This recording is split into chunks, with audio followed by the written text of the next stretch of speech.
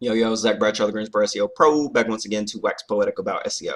So in this video, we're going to talk about how to optimize your meta titles and meta descriptions using the Yoast SEO plugin within WordPress, right?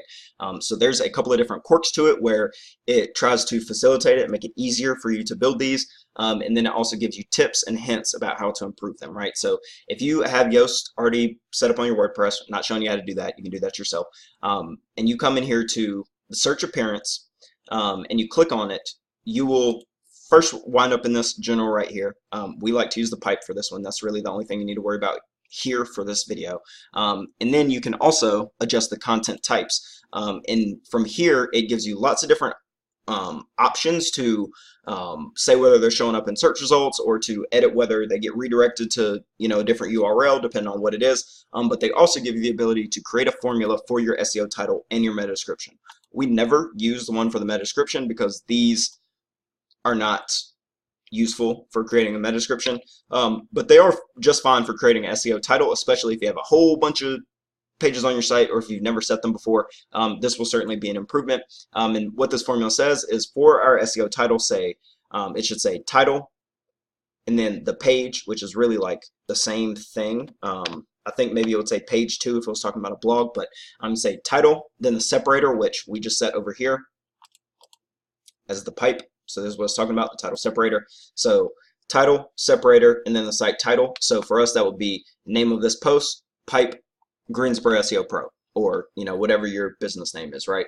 So this can be SEO optimized, especially if you have a title like us that's Greensboro SEO Pro. And then if you're titling your post in an SEO optimized way, this very well may be a well optimized SEO title, and it could do well for you. So within Yoast, you can set them differently for the pages, for the posts, for the projects, and maybe there's some other custom post types that will also fit in here if you have them, if they're using them on your site, like jetpacks, testimonials or something like that, may also create another box here.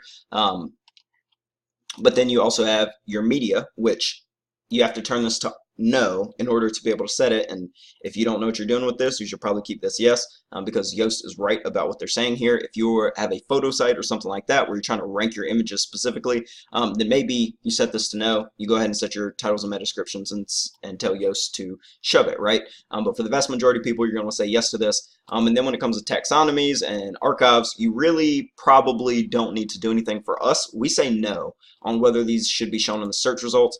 That's because we don't care about ranking a category page. If we want to rank for something, we're going to create a specific page for that and then create the content around ranking it. Now, if you're a new site or if you have a big site that you're producing 10 blog posts a day or something like that, and you have a whole bunch of titles, well, like Huffington Post probably ranks well, or WebMD probably ranks well on their category pages for certain things, right? So if you have a big site and you create a bunch of articles around certain topics, your category page very well may be a powerful page for you to try to rank and to potentially help your business. But for the vast majority of businesses that we encounter, little local businesses and e-commerce stores, things like that, you do not need to archive, or you do not need to index these pages. So you just want to say no and then move on. Don't even worry about setting this, just say no and then move on. So that's what we've done, and it's similar to these archive pages where you can enable them and then set their stuff as well. But within the posts themselves is what is really helpful, and you can turn this box on or off by saying hide or show from posts to pages or whatever other content type you're looking at. But as long as you have this set to show, you'll get this box down here when you come to edit a page. If you've set these, and as soon as you optimize WordPress, or as soon as you add Yoast to WordPress, it automatically has these in here, and most of these settings are automatically set for you to be on. And then you can come in here and you have the ability to edit your meta description straight from Yoast SEO, and as you do it, it will give you advice about that meta description and meta title, right? So there's things down here where it has your readability analysis. You can watch our video on how to optimize a post with Yoast SEO to understand more about all the things that are in here. But once you set a key phrase, you will get some feedback about your title and your meta description. You're already getting a little bit where it says this meta description length is great, well done, and then for this one is saying this no, no. Key phrase length, where is it? Oh, for both of them, it's saying the meta description length is fine, and so is the title length, right?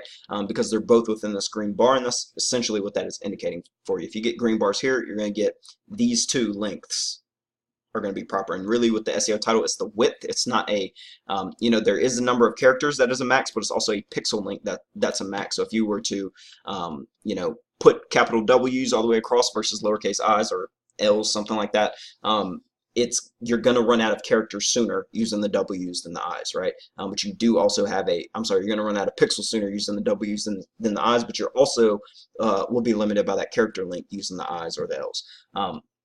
So once we come in here and set a key phrase, so let's just do one for SEO right now. And as I come down here, now it's added information to this for me. And there's really two of them that we're looking for when we're doing meta titles and descriptions. Obviously, we have the length still and the width still, but we also want to get the key phrase in the title. The exact match of the key phrase appears at the beginning of the SEO title. Good job. And then key phrase and meta description. Key phrase or synonym appear in the meta description. Well done. So this is something that you can use to, look at your focus keywords and then see and make sure that you have these things throughout, right? And it could be that you want to leave some of the, prioritize some keywords over the other ones. One page you might be trying to rank for 100 or 200 or really 1,000 different keywords, right? Especially on the long tail side. And so you might even want to, how does our SEO expert stack up to our SEO consultant? Stack up to our SEO agency on this page in terms of the meta descriptions. Obviously, you can use Yoast SEO to look at all the other stuff as well, but with the meta descriptions, it's important that you are including your most important keywords, especially the ones that may be a little bit weaker in other areas, because this is kind of a tipping point kind of SEO optimization. Now, within this part where you're able to edit these, live, this is what we will always do. Even though we set these, right? Or, we don't even change them. We allow it to set. And in order to save this, you need to save it, right? So like for us, as soon as I refresh this page, this is going to revert to this style. It doesn't matter for us because we always, and this is what we're recommending, come in here and edit them live themselves and make sure that they are set in a way that we think will work. And then we may even test them and improve them over time, depending on, the account and the campaign, right?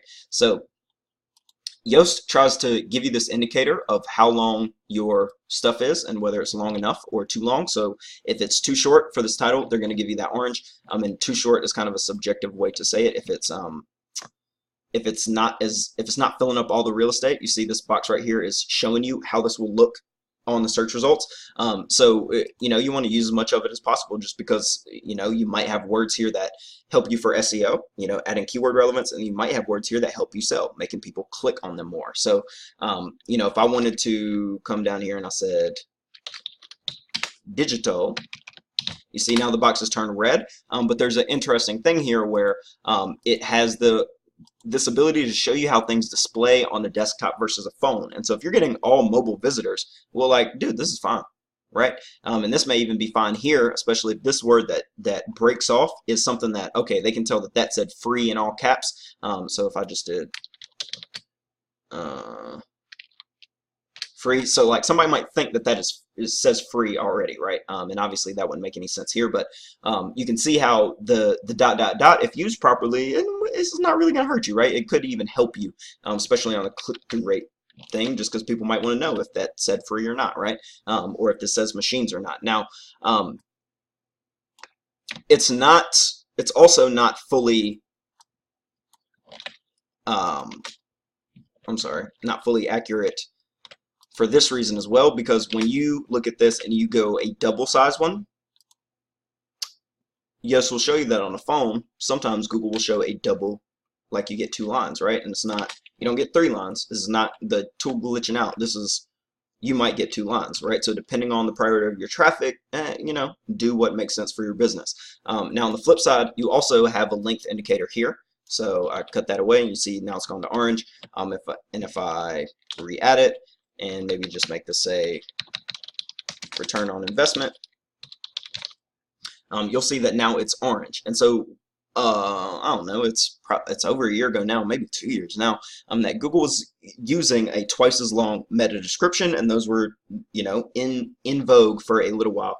Now it's been deprecated, but you can never be sure when it comes to SEO that setting a twice as long meta description would not have any value for you. So if you are in the camp of doing every single thing possible to improve your SEO, you might just want to double this meta description. We tend not to do it just because we try to write a meta description that is really high converting, that when people see it, they're going to click, and so it doesn't matter what those extra words are, and you know, kind of follow whatever the latest best practices are, right? And that's what's recommended right now. I'm not sure, again, that it's really is the most effective thing. I don't have 1,000 sites to test that yet.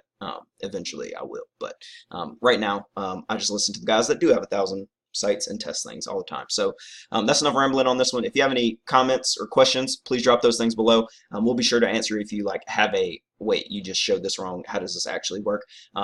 We'll definitely provide any support that you need there. If you are, you know, a business owner I've sent this to, and you know, you are doing some of your own optimization, you have questions, go ahead and shoot those over. And you know, anybody else, feel free to like and subscribe if you want to. If not, that's cool too. Of course, if you need help with SEO or any internet marketing, digital marketing, we're always here to serve you. And until next time, I love you. Peace.